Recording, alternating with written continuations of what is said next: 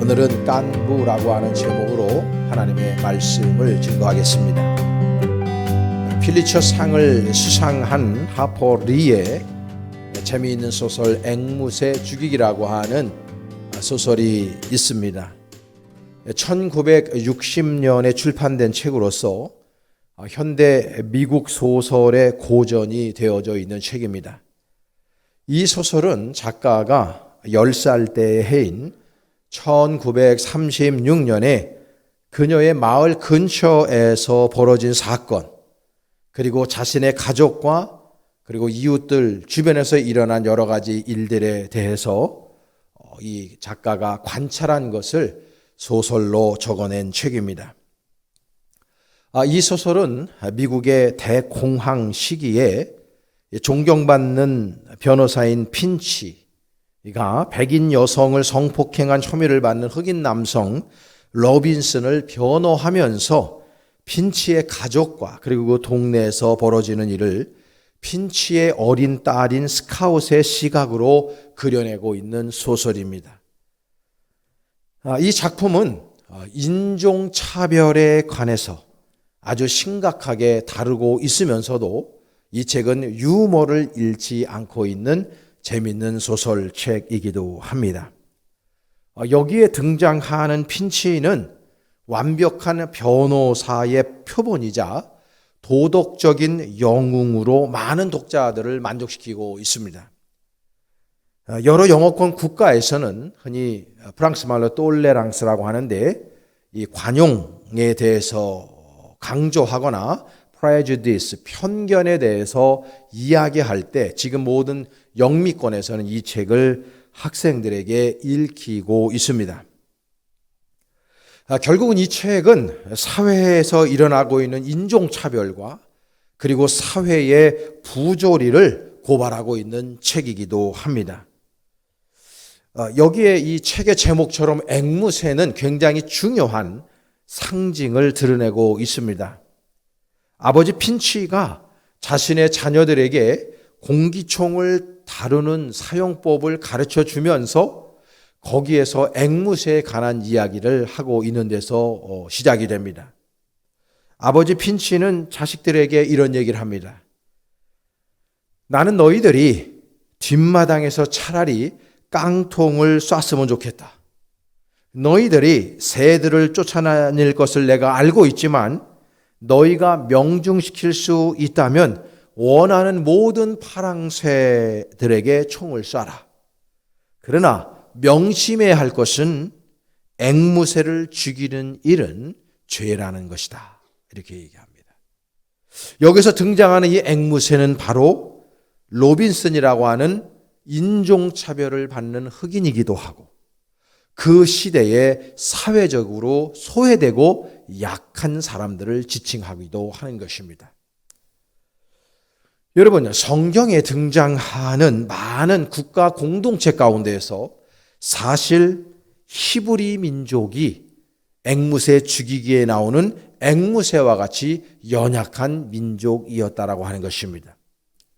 히브리인들의 이동이 이집트의 고고학 자료나 벽화 그리고 기록에 본격적으로 등장할 때는 주전 19세기 때부터였습니다. 고대 이집트인들은 그 문헌에서는 이들을 샤슈라고 불렀습니다. 그 의미는 맨발로 이동하는 사람들이라는 의미를 가지고 있는 것이죠. 그래서 이 사람들의 눈으로 볼 때에는 이 샤슈는 모압이나 에돔, 이스라엘 민족들을 포괄적으로 이야기하고 지칭하는 용어였습니다. 히브리인들은 맨발로 다녔던 민족, 이 히브리인들은 연약한 민족, 히브리인들은 불쌍한 민족이었다는 것을 드러내고 있는 용어입니다. 그런데 그렇게 힘없고 아무것도 아닌 맨발로 돌아다닐 수밖에 없는 사회적으로 굉장히 연약한 공동체에 하나님 아버지께서 찾아오셨다는 겁니다. 여러분, 고대 사회의 신들은 약자 편이 아닙니다. 고대 사회의 신들은 다 힘과 부와 권력을 가지고 있고 명예를 지니고 있는 능력 있는 자들을 위해서 일하는 존재가 신으로 묘사되어져 있습니다. 그런데 유독 야훼 하나님, 이스라엘을 찾아오신 그 하나님 아버지는 힘있고 권력 있는 사람들의 신이 아니라 사회적 약자로 처해져 있는, 너무 힘들고 버겁게 살아가면서 신발도 제대로 신지 못하고 살아가고 있는 히브리 민족의 하나님으로 그가 등용이 되는 것입니다. 그래서 히브리인들은 여호와 하나님을 표현할 때 유일신이라 표현합니다. 유일신이라고 하는 의미 안에는 두 가지 의미가 있어요. 하나는 온 우주 만물의 신은 한 분밖에 없다는 뜻이기도 하고, 더 나아가서 그네들이 이야기하는 유일신은 사회적인 약자들, 사회적으로 소외된 편에 서 있는 신은 유일한 하나님밖에 없다는 것을 드러내고 있는 것입니다. 바로 그 유일신 하나님 아버지는 시편 68편에 보면 고아의 아버지요 과부들을 돕는 재판관으로 묘사되어져 있습니다. 시편 82편에 보면 고아를 변호해 주고 가련한 사람들과 궁핍한 사람들을 돌보는 신으로 여호와 하나님을 묘사하고 있습니다. 사랑하는 여러분, 오늘 우리가 읽은 이 주전 8세기의 예언자 아모스는 그가 살던 시대에서 가장 중요한 가치는 소외되고 가난하고 굶주리고 착취당하고 있는 약자들을 돌보아주고 그네들의 권리를 보장해주며 그네들을 도와주는 것, 이것이 가장 가치 있는 인생이라고 그렇게 강하게 전파하고 있는 사람임을 우리가 기억해야 합니다. 아모스는 북이스라엘에서는 여로보암 2세가 왕이 되었을 때, 남유다에서는 우시아가 왕이던 시대에 활동했어요. 남유다나 북이스라엘이 이 두 왕 시대에 가장 태평성대를 이루었습니다. 그러니까 물질적으로, 경제적으로, 그리고 군사적으로 강대한 나라를 이루었을 때였습니다. 그러나 이 태평성대를 이루고 있었을 이 당시에야말로 가장 사회적인 불평등이 심화되었고 부익부 빈익빈 현상이 가장 강하게 나타났던 시절이었다는 것도 우리는 기억을 해봐야 되는 것입니다. 여러분, 거짓과 폭력 그리고 착취와 계급주의가 만연한 사회가 바로 아모스가 살았던 주전 8세기의 사회였던 것입니다. 우리는 여기서 잠시 이스라엘의 경제 구조를 살펴볼 필요가 있습니다. 히브리인들은 가나안에 정착해서 이스라엘 공동체를 세운 뒤에 고대 이스라엘의 경제 구조는 나할라라는 특별한 체제를 통해서 지탱되었습니다. 이 나할라라는 이 말은 보통 유산으로 번역이 되는 히브리 말입니다. 이 말은요, 동산과 부동산을 모두 포함하는 유산을 얘기합니다.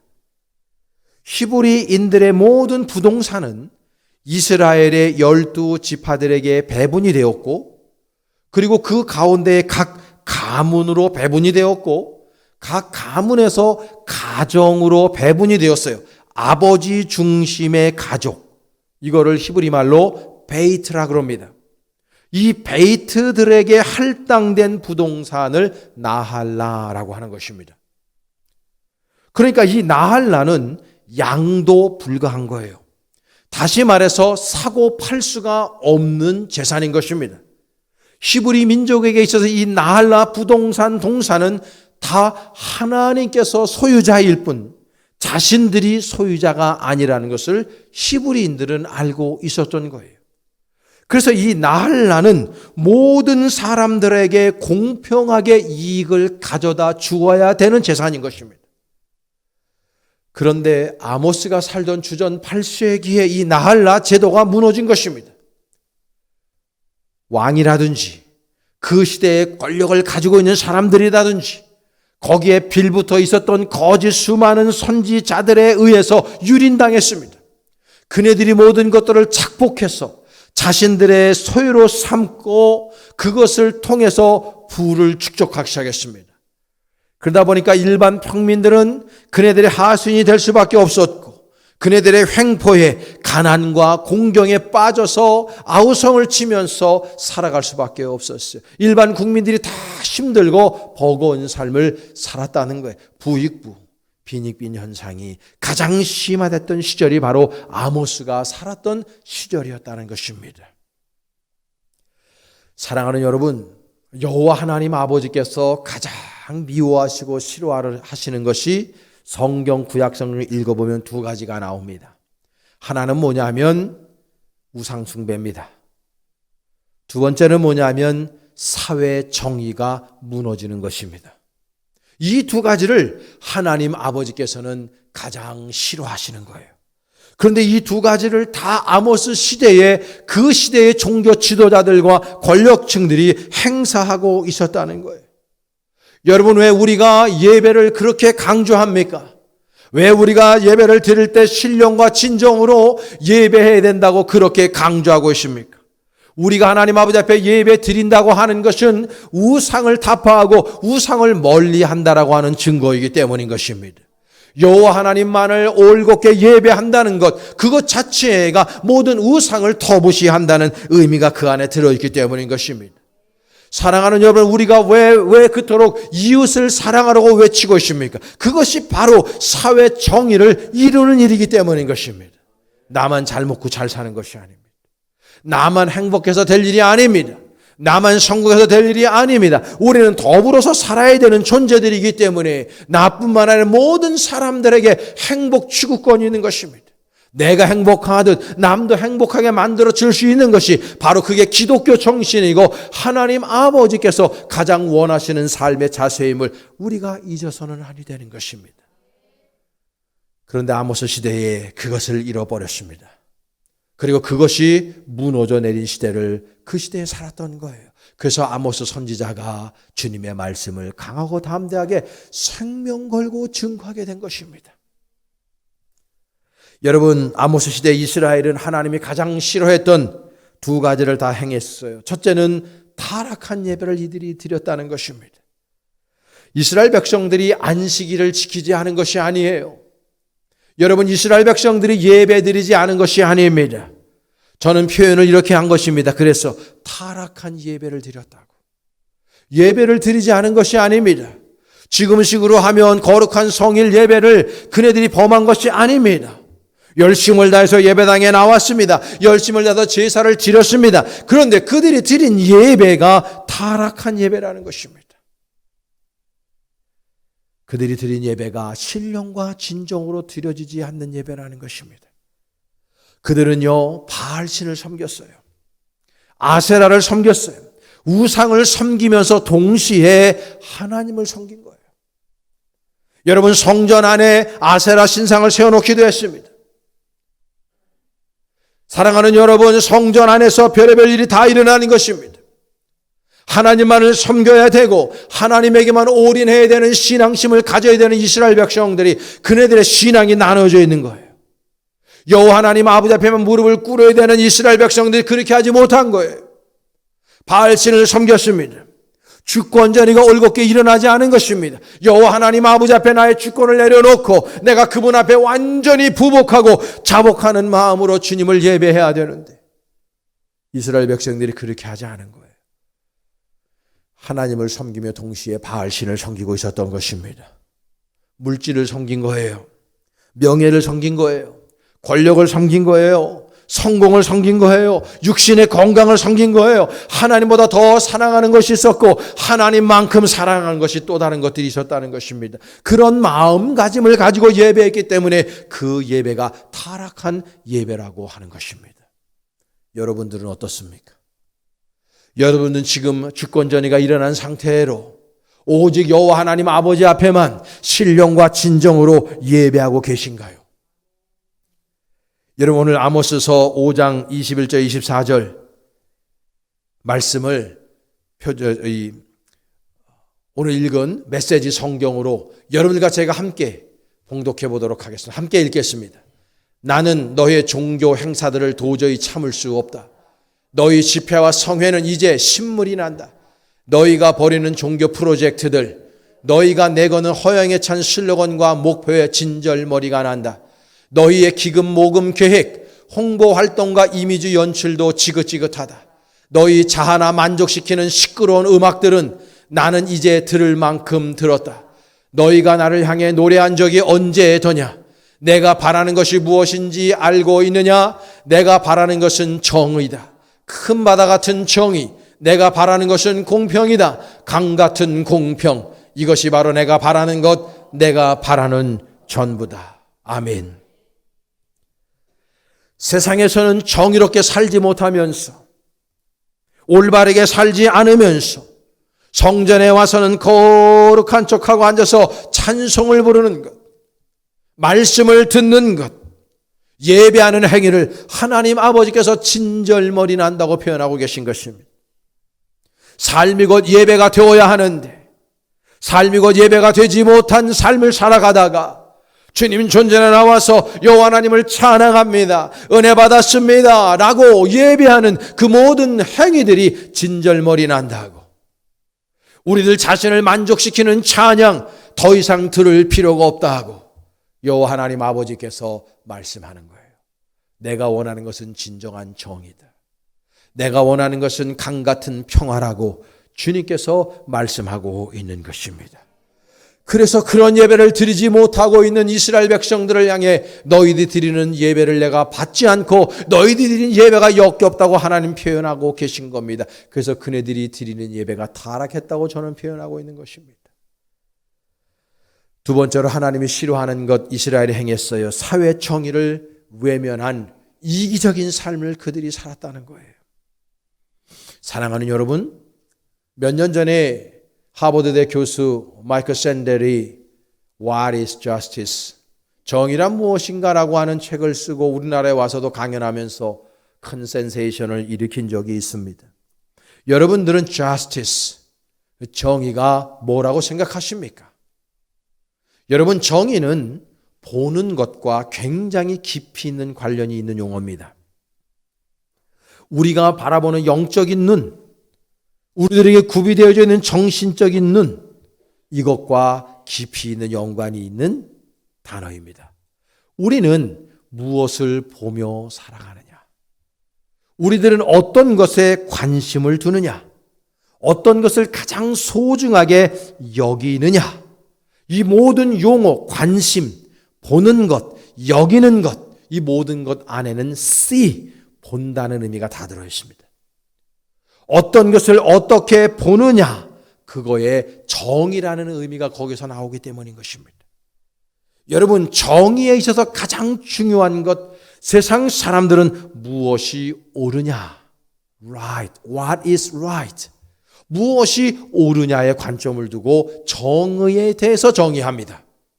그러나 성경은 그렇게 정의하지 않습니다. 성경은 무엇이 선하냐, what is good, 무엇이 선하냐, 이런 관점으로 정의를 정의합니다. 여러분, 우리가 정의를 정의할 때 무엇이 옳으냐로 정의하면 나와 다른 관점을 가지고 있는 사람들을 정죄하는 쪽으로 갑니다. 그래서 사회가 이분법으로 갈려지게 되는 거예요. 서로 반목합니다. 서로 비난하는 사회가 될 수밖에 없어요. 연합할 수 없습니다. 그러나 정의라고 하는 것을, 무엇이 선하냐, what is good, 무엇이 선한 것이냐라고 바라보기 시작할 때 우리는 통합할 수 있고 서로 용납할 수 있고 이해할 수 있고 그리고 서로 사랑할 수가 있는 사회를 만들어갈 수 있는 것입니다. 사랑하는 여러분, 가난한 자들에게 먹을 것을 나누어 주는 것, 선한 것입니다. 여러분, 병들어 아파하고 힘들어하고 그리고 사회적인 약자들을 돌보아주고 그네들의 권익을 위해서 우리가 무엇인가를 하는 것, 그것이 바로 선한 것입니다. 사랑하는 여러분, 정말 힘들어하고 아파하고 괴로워하고 웅크리고 있는 그 사람들에게 손 내미는 것, 그것이 바로 선한 것입니다. 우린 그런 선하게 삶을 살아야 하는 것이죠. 그런데 이스라엘 백성들은 주전 8세기 그렇게 살지 않았어요. 이기적으로 살았어요.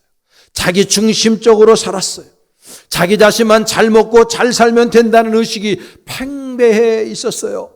기득권을 가지고 있는 사람들은 기득권을 가지고 못한 힘없는 백성들을 억압하고 착취하고 회의했어요. 왜냐하면 자신들의 행복만을 위해서 그렇게 한 것입니다.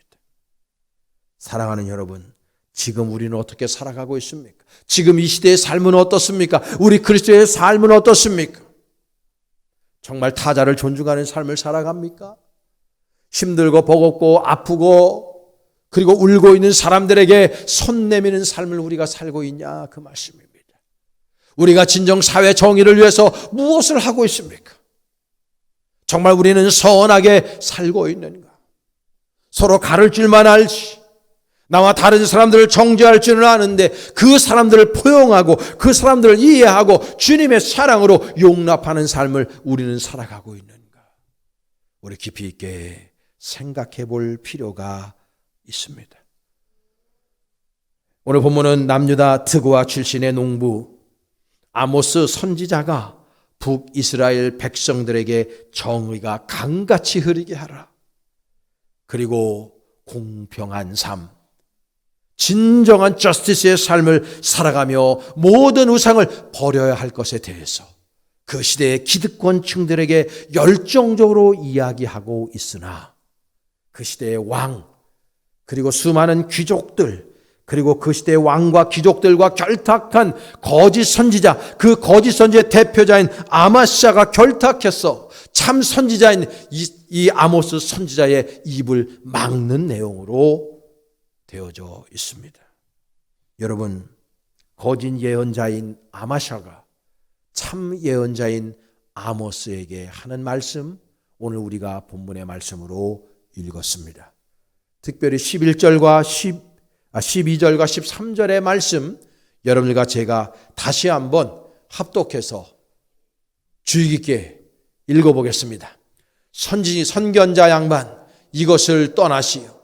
당신의 고향인 유다로 돌아가 거기서 눌러 사시오. 설교는 거기서나 하고 여기 베델에서는 더 이상 설교하지 마시오.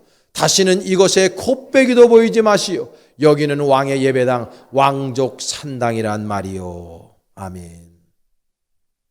여러분은 이 구절을 메시지 성경으로 읽으시면서 어떤 생각을 하시는지요? 지금 거짓 예언자 아마시아가 참 예언자인 아모스에게 말합니다. 설교하지 마시오. 입을 다물라는 겁니다. 왜 아마시아가 아모스 선지자를 향해서 설교하지 말라고, 입을 다물라고, 당신의 고향에 나가서 거기에서 콧배기도 보이지 말고 그곳에서 거하라고 그렇게 막말을 하고 있습니까? 자신들에게 불리한 설교를 하거든요. 자신들이 듣기 싫은 설교를 하거든요. 그러니까 입을 막는 겁니다. 여러분, 저는 지금 우리가 사는 이 현실도 마찬가지로 생각합니다. 코로나를 명목 삼아서 수많은 교회 강단이 유린당해 오고 있습니다. 엄청나게 많은 교회가 문을 닫았습니다. 수많은 교회 유린당하면서 수많은 교인들이 교회를 떠나갔습니다. 교회 강단에서 올바른 소리를 외치는 목사님들, 교회 강단에서 정의를 외치는 목사님들의 설교, 이 시대의 정부가 하지 말라 합니다. 입을 다물라 합니다. 재갈을 물리고 있는 것입니다. 세상이 악하기 때문입니다.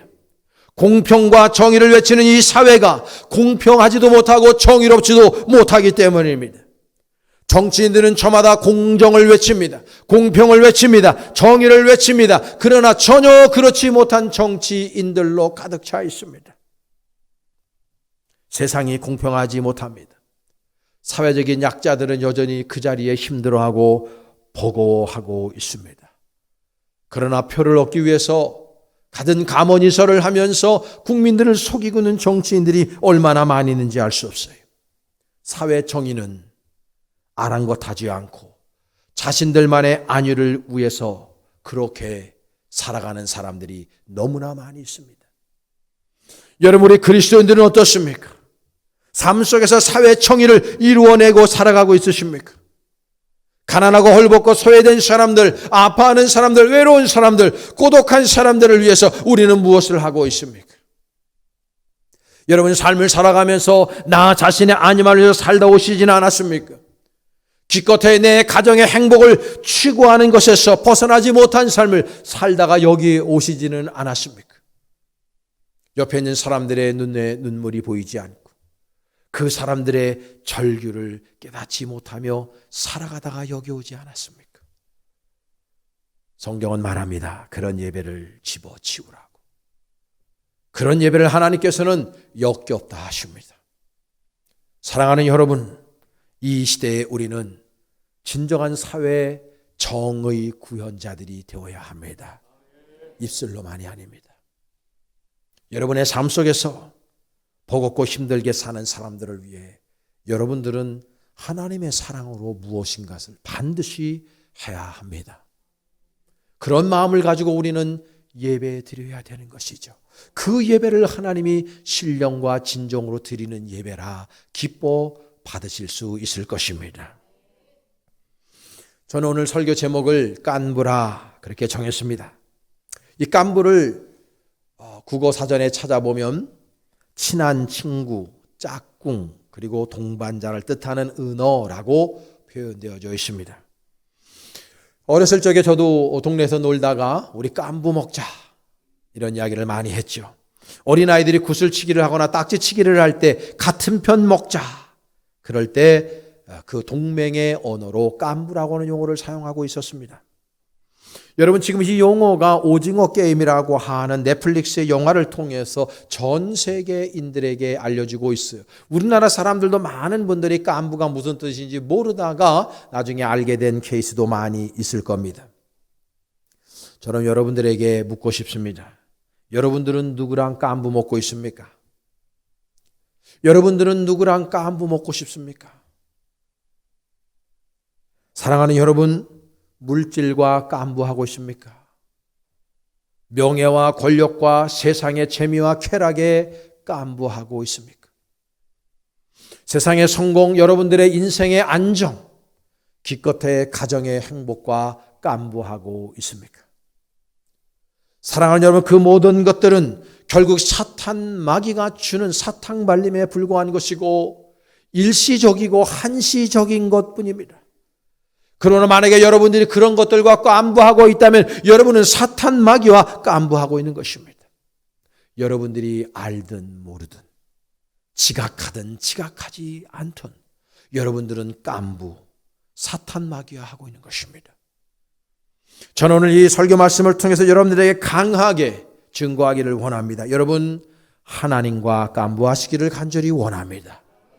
여러분, 하나님과 깐부하면 절대적으로 경기에서 실패하지 않습니다. 절대 지지 않을 것입니다. 우리가 하나님과 깐부한다는 것은 하나님과 같은 편을 먹는다는 것이기 때문에 그분이 좋아하시는 걸 우리가 좋아할 수밖에 없고 그분이 선하다고 말씀하시는 거 우리도 선하게 행사한다는 뜻인 줄로 믿습니다. 우리는 우상을 버려야 됩니다. 우리 마음 안에 있는 모든 우상들, 우리의 삶 속에 있는 모든 우상들을 완벽하게 버리고 오직 여호와 하나님 아버지 앞에 주권전이가 일어난 상태로 여호와 하나님을 신령과 진정으로 예배해야 할 줄로 믿습니다. 그게 바로 하나님과 깐부한 사람들의 신앙의 태도인 것입니다. 여러분들의 주변에 아파하고 힘들어하고 고독하고 눈물 흘리고 있고 절규하는 사람들을 외면치 마시고 그네들에게 손 내밀어 그들을 주님의 사랑으로 위로하고 여러분들이 도울 수 있는 방안을 생각해 그들의 손을 잡아주는 것, 그게 바로 하나님과 깐부한 사람들의 삶임을 기억하실 수 있기를 바랍니다. 기회는 평등하지 못했습니다. 과정은 공정하지 못했습니다. 결과는 정의롭지 못했습니다. 이런 사회를 우리가 살아가고 있으나 우리가 하나님과 진정 깐부했다면 이제 기회는 평등하고 과정은 공정하며 결과는 정의로운 사회를 진정 우리가 만들어 가야 되지 않을까. 사랑하는 성도 여러분, 하나님과 깐부하셔서 하나님의 정의 그리고 하나님을 진정으로 예배하는 아름다운 성도들 될 수 있기를 주님의 이름으로 간절히 축원합니다. 기도하시겠습니다.